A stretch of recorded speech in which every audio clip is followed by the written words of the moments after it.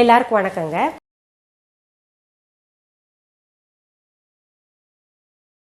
என்கிட்ட ரொம்ப நாளாவே நிறைய பேர் சாஃப்ட் சப்பாத்தி செய்யறது எப்படின்னு சொல்லிட்டு கேட்டுட்டு இருக்கீங்க. அதாவது போடுறீங்க, ஆனால் உங்களுக்கு மொடன்னு இருக்குன்னு சொல்லிட்டு சொல்றீங்க. நிறைய பேர் என்கிட்ட ஃபுல்கா ரொட்டி செய்யறது நல்லா வருது மேடம் அப்படின்னு சொல்லிட்டு ரொம்ப சந்தோஷமா சொல்றாங்க. சரி, இன்னைக்கு சாஃப்ட் சப்பாத்தி எப்படி செய்யறதுன்னு நம்ம பார்த்துடலாம். முதல்ல அதற்கு தேவையான பொருட்கள் என்னென்னு பார்த்துடலாம். கோதுமை மாவு 5 கப், உப்பு தேவையான அளவு, தண்ணீர் தேவையான அளவு, நெய் அல்லது எண்ணெய் தேவையான அளவு. சப்பாத்திக்கு தேவையான பொருள்கள் பார்த்தோம் இல்லையா? இப்போ அது செய்முறை பார்த்துடலாங்க. நான் உங்களுக்கு இந்த மாவு பிசைறது மட்டும் ஓரலாக சொல்லிடுறேன். இந்த மாவில் கொஞ்சம் நம்ம தொட்டு உருட்டுறதுக்காக கொஞ்சம் எடுத்து வச்சிடலாங்க. 1 கப் போல் எடுத்து வச்சுக்கோங்க. மீத 4 கப்பு மாவில் என்ன பண்ணும், நம்ம தண்ணி உப்பு அது மட்டும் சேருங்க, வேற எதுவுமே வேண்டாம். அதுலேயே சாஃப்ட் சப்பாத்தி நல்லா போடலாம். ஒரு சில எண்ணெய் இல்லாட்டி நெய் இல்லை பால் எல்லாம் போடுறாங்க, அதெல்லாம் தேவையில்லை. இப்போ நம்ம இந்த தண்ணியும் உப்பு மட்டும் சேர்த்துட்டு நல்லா மாவு பிசைஞ்சுக்கணுங்க. தண்ணியாகவும் இல்லாமல் கெட்டியாகவும் இல்லாமல் பிசைஞ்சுக்கணும். அப்படி நான் பிசைஞ்சு வச்சுருக்கேன் பாருங்கள் மாவு. அதாவது அது பிசைஞ்சு வச்சு ஒரு 10 நிமிஷம் ஊற வைக்கணும். பாருங்கள், நம்ம பிசைஞ்சு வச்ச மாவில் இந்த விரல் நல்லா பதியணுங்க. அந்த அளவுக்கு பிசைஞ்சு வச்சுக்கணும். ஊற வச்ச மாவை இன்னொரு முறை எடுத்துங்க. அதில் இருக்கிற காற்று, அந்த பபிள்ஸ் எல்லாம் இருக்கும்ல, அது போகிற அளவுக்கு இன்னொரு முறை பிசைஞ்சுக்கணும்.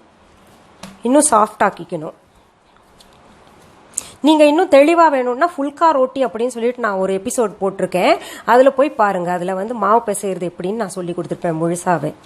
இப்போ இந்த மாவை காஞ்ச மாவு தொட்டு தொட்டு உருண்டையாக்கிக்கலாம். அந்த உருண்டையாக்கும் போது தான் பார்த்தீங்கன்னா ஸ்பிளிட்டன்ஸ் எல்லாம் பார்த்துக்கணுங்க. இங்கே பாருங்கள், நிறைய பேர் இதுதான் க்ளோஸ்அப்பில் காமிங்க மேடம் சொல்லிட்டு இருந்தாங்க. இங்கே பாருங்கள், நம்ம சுற்றி சுற்றி சுற்றி சுற்றி கொண்டு வந்தோன்னு வைங்களேன், இப்படி மேலே இந்த மாதிரி ஒரு இடத்துல சேர்ந்துக்கும் ஸ்பிளிட்டன்ஸ் எல்லாம். சேர்ந்த பின்னாடி இப்படி திருப்பி பாருங்களேன், சாஃப்டாக இருக்கும். ஒரு இதுவும் வெடிப்பும் இருக்கக்கூடாது. இதெல்லாம் சின்ன சின்ன விஷயம். அது செய்யறதுனால தான் நிறைய பேர் சப்பாத்தி சாஃப்டாக வரும். இப்போது இந்த உருண்டைகள் இருக்கு இல்லையா, அதை நம்ம உருட்டலாம். இதை உருட்டுறதுக்கு முன்னாடி நம்ம ஒரு தவாவை எடுத்து அடுப்பில் வச்சிடலாங்க. அது சூடாகிக்கிட்டு இருக்கட்டும். நம்ம உருட்டுறதுலையும் பார்த்தீங்கன்னா சரியாக உருட்டணுங்க. இங்கே பாருங்கள், இதில் நான் நெய் பயன்படுத்துகிறேன். நெய் அல்லது எண்ணெய் நீங்கள் பயன்படுத்துங்க. இப்போ சும்மா பேருக்காக கொஞ்சம் எண்ணெய் தடவிக்கணுங்க. அதில் எண்ணெய் இல்லாட்டி நெய். இப்போ பாருங்கள், இது இந்த சாரி மடிப்பு எடுப்போம் இல்லையா, அந்த மாதிரி மடிப்பெடுங்க. எடுத்து இப்படி எல்லாத்தையும் ஒன்றா சேர்த்துருங்க. சேர்த்துட்டு திருப்பி இப்படி வச்சுக்கோங்க. அதே மாதிரி நான் எல்லா சப்பாத்திக்கும் செய்கிறேங்க, எல்லா உருண்டைகளுக்கும். இன்னொரு முறை செய்கிறேன் பாருங்கள்.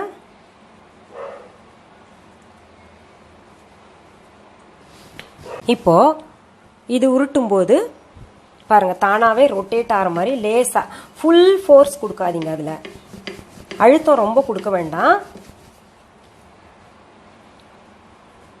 மாவு தொட்டு தொட்டு செய்யுங்க.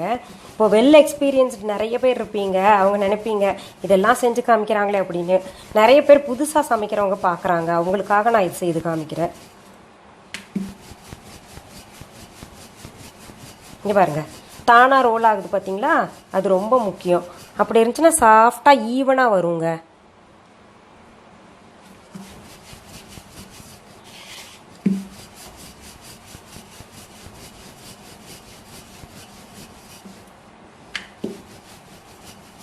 பாருங்க, ஓரளவுக்கு நமக்கு ரொம்ப பெருசும் பண்ண வேண்டாம், ரொம்ப சின்னதும் பண்ண வேண்டாம். மீடியம் சைஸில் உருட்டிக்கோங்க.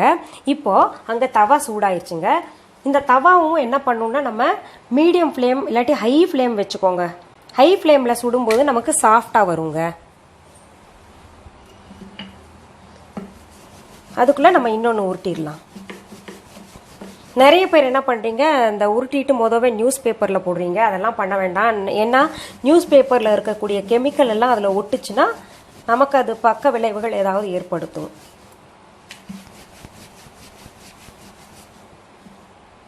இங்கே பார்க்கலாம் பாருங்கள். இங்கே நமக்கு ஃபஸ்ட் டைம் போட்டிருக்கோம் இல்லையா, இங்கே லைட்டாக பபிள்ஸ் மாதிரி எழும்பும். அப்போது நமக்கு அது ஒரு இண்டிகேஷன், நமக்கு திருப்பி போடணும் அப்படின்ற மாதிரி. இப்போ ஃபஸ்ட் டைம் திருப்பி போட்டிருக்கோம் இல்லையா, அங்கே லேசாக எண்ணெய் அல்லது நெய் தடவிக்கோங்க.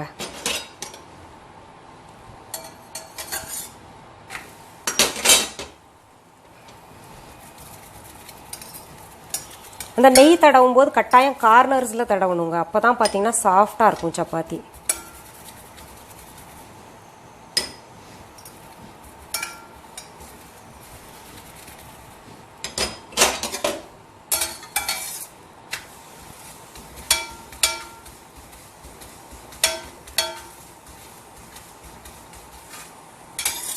இப்போது இதுக்கு மேலே சுடக்கூடாது.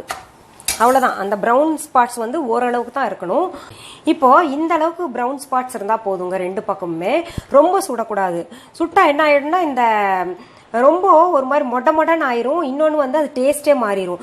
இது இப்படி சுட்டோம்னா நாளைக்கு காலையில் நாளைக்கு சாயந்தரம் வரைக்கும் சப்பாத்தி இதே மாதிரி இருக்குங்க. இப்போது ஒரு சிலர் என்ன பண்ணுவாங்க, நிறைய மாவு தொட்டு தொட்டு உருட்டுறதுனால சப்பாத்தி செஞ்ச பின்னாடி பார்த்தீங்கன்னா மேலே கருப்பு கருப்பாக ஒரு மாதிரி பொடியாக தெரியும். ஒரு மாதிரி கசக்கும் சப்பாத்தி. அது வந்து ரொம்ப மாவு தொடுறதுனால ஆகும். அதே மாதிரி சப்பாத்தி உருட்டும் போது ஒரு சைடே உருட்டணுங்க. 2 சைடும் மாற்றி மாற்றி போட்டு உருட்டக்கூடாது. அப்புறம் சாஃப்ட் வராது.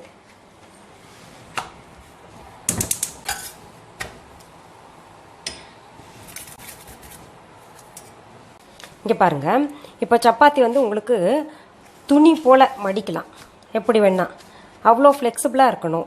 அந்த மொடன்னு இல்லாமல் இருக்கணும். நீங்கள் வந்து நாளைக்கு சாயந்தரம் வரைக்கும் எடுத்தீங்கன்னா கூட இந்த சப்பாத்தி இதே மாதிரி தான் இருக்கும். ஆறுன பின்னாடி இதோட தன்மை வந்து மாறாது. இப்போது நீங்கள் சப்பாத்தி சுலபமாக செய்ய கற்றுருந்துருப்பீங்க. ஏன்னா எல்லாருக்குமே அந்த ஹார்டாக வர்றனால தான் ஒரு மாதிரி ஜவ்வு மாதிரி இழுக்கிறது, இல்லை ஹார்டாக இருக்கிறனால சப்பாத்தி சாப்பிட்றதையே வெறுக்க ஆரம்பிச்சிட்டாங்க. நிறைய பேர் சொல்கிறாங்க சப்பாத்தி தான் எங்களுக்கு பிடிக்காது அப்படின்னு சொல்லிட்டு. ஏன்னா நிறைய கிரேவி செய்யறதுக்கு இந்த சப்பாத்தி வந்து ரொம்ப சுவையாக இருக்கும். நீங்கள் செஞ்சு பார்த்துட்டு எனக்கு கமெண்ட் பாக்ஸில் கமெண்ட் பண்ணுங்கள் எப்படி வந்ததுன்னு சொல்லிட்டு. சரி, அடுத்த எபிசோடில் மீண்டும் உங்களை அடுத்த தலைப்பில் சந்திக்கிறேன். நன்றி, வணக்கம். அன்பான வாடிக்கையாளர்களே, உங்கள் விஹா ஸ்டோரில் பூஜை பொருட்கள், சிலைகள், ராசிக்கற்கள், வாஸ்து பொருட்கள், விதைகள், பாரம்பரிய அரிசி வகைகள், சிறுதானியங்கள், ஆர்கானிக் பொருட்கள், மூலிகை எண்ணெய், மளிகை பொருட்கள், மரச்செக்கு எண்ணெய், மரப்பொருட்கள், வெள்ளி ஆபரணங்கள், கிஃப்ட் ஆர்டிகல்ஸ், காட்டன் மற்றும் பட்டு புடவைகள், காட்டன் சுடிதார்கள், பட்டு பாவாடை, குழந்தைகளுக்கான விளையாட்டு பொருட்கள், ஹை குவாலிட்டி இமிடேஷன் நகைகள், வீட்டு உபயோக பொருட்கள், ஜூட் பேக்ஸ், ஹேண்ட்மேட் சோப்ஸ், அழகு சாதன பொருட்கள், சிறுதானிய பிஸ்கெட்டுகள், ஹோம் அப்ளையன்சஸ், இன்னும் பற்பல பொருட்கள் விற்பனைக்குள்ளது. விஹா ப்ராடக்ட்களை நீங்கள் வாங்க விரும்பினால் அது எங்களுடைய viha.online வெப்சைட் மற்றும் சென்னை ராஜா அண்ணாமலைபுரத்தில் உள்ள எங்கள் விஹா ஸ்டோரில் மட்டுமே கிடைக்கும் என்பதை தெரிவித்துக் கொள்கிறோம். வேறு எந்த ஆன்லைன் வெப்சைட்களிலும் விஹா ப்ராடக்ட்கள் விற்பனைக்கு கிடையாது என்பதை நீங்கள் கவனத்தில் கொள்ள வேண்டும். எங்கள் விஹா ஸ்டோரின் விலாசத்தை கண்டறிய கூகுள் மேப்ஸில் விஹா ஸ்டோர் என்று டைப் செய்தால் வழியை கண்டறியலாம். www.viha.online வெப்சைட்டிலும் விஹா ஸ்டோரின் அட்ரஸ் உள்ளது.